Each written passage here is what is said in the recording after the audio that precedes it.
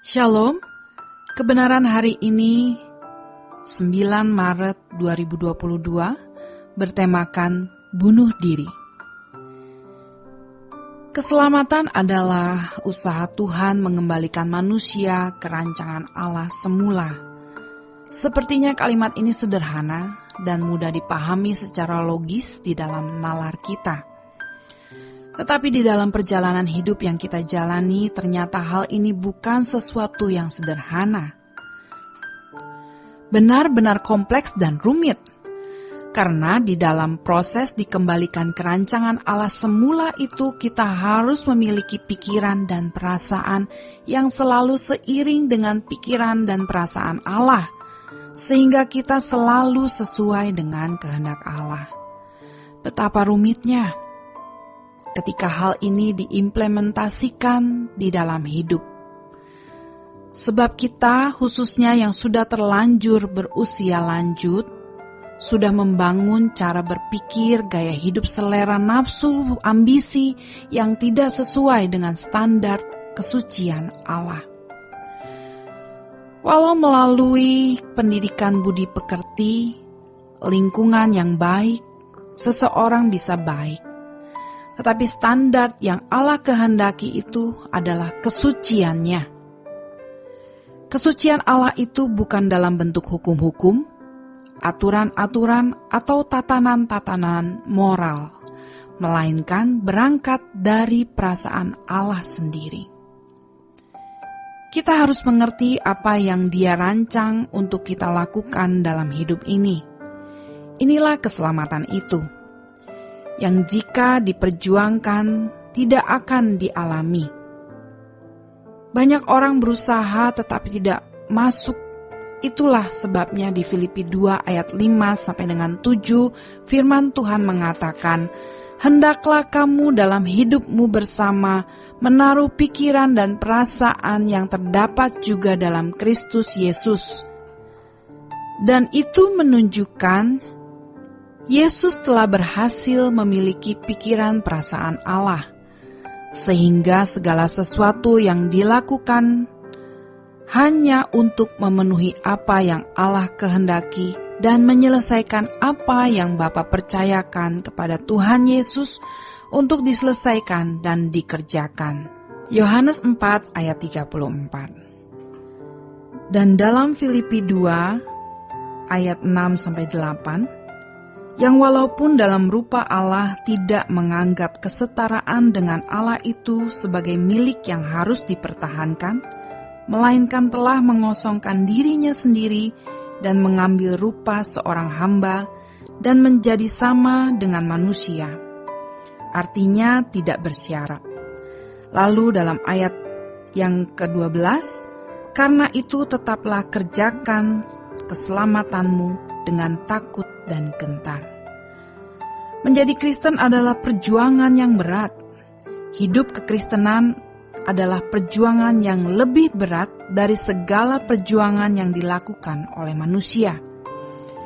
Jadi ketika berbondong-bondong orang mau mengikut Tuhan Yesus dalam Lukas 14 ayat 25 sampai 35, Tuhan Yesus berkata, "Hitung dulu anggarannya." Ini artinya tidak mudah. Tetapi ironisnya hari ini kekristenan ditawarkan sebagai jalan mudah untuk masuk surga. Cara mudah memperoleh keselamatan. Itu benar-benar dari kuasa kegelapan dan menyesatkan. Padahal menjadi Kristen berarti memasuki perjuangan yang berat. Dengan kata lain, kalau seseorang tidak berani bunuh diri, ia tidak bisa menjadi orang Kristen yang sejati. Dalam hal ini, yang dibunuh bukan dagingnya, melainkan nafsunya. Yang dibunuh ambisi, cita-cita, keinginan-keinginan daging seseorang. Ada orang yang bisa terbang tinggi, yaitu orang yang hidupnya benar-benar bersih dan hatinya tidak terikat oleh kesenangan apapun. Mulutnya bersih, tidak ada percintaan dunia. Sudah sepantasnya kita bersyukur memiliki Allah yang benar, satu-satunya Allah yang benar yang menciptakan langit dan bumi. Tapi kita tidak akan sampai ke sana kalau kita tidak benar-benar bersih.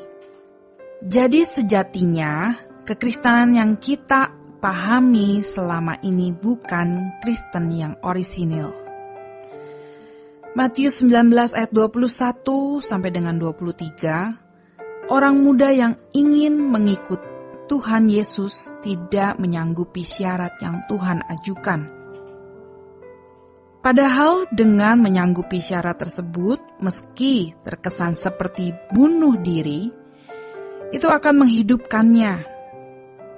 Tidak ada kematian yang indah seperti ini, sebab ini justru menghidupkan. Dan tidak ada kehidupan tanpa kematian. Lalu di Lukas 9 ayat 57 sampai dengan 62 ada orang berkata, "Tuhan, aku akan ikut Engkau kemanapun Engkau pergi."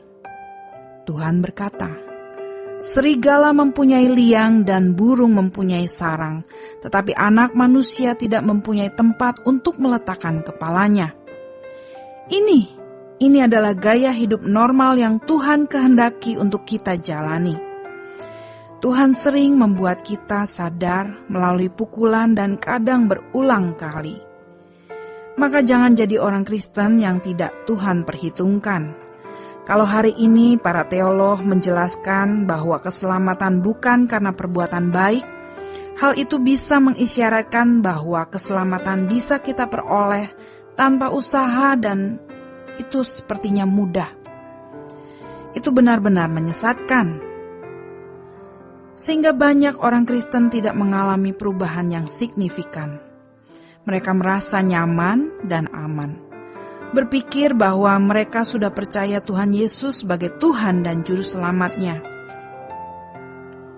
Bagi sebagian orang Kristen yang agak sungguh-sungguh atau pendeta-pendeta yang lebih sungguh-sungguh mempunyai alasan itu proses. Benar, proses. Namun proses seperti itu harus sesuai dengan tahap-tahapnya Tuhan, bukan tahap-tahapnya kita. Kita berkata proses, tapi sejatinya kita tidak pernah serius berbicara dengan Roh Kudus untuk mengerti, untuk memahami proses yang kita jalani sudah sampai di mana. Dulu kita tidak tahu yang seperti apa Kristen orisinil itu sebenarnya. Ternyata perjuangan yang lebih berat dari semua perjuangan hidup ini. Kita sering diselewengkan, digagal fokuskan oleh banyak masalah. Namun ternyata kesulitan hidup itu pun bisa menyempurnakan kita. Di sini, perlu kesediaan kita untuk menyambut penyempurnaan Allah tersebut. Kalau seseorang tidak berani bunuh diri, yaitu mematikan kedagingannya, ia tidak bisa menjadi orang Kristen yang sejati. Demikian kebenaran hari ini. Tuhan Yesus memberkati. Sola Gracia.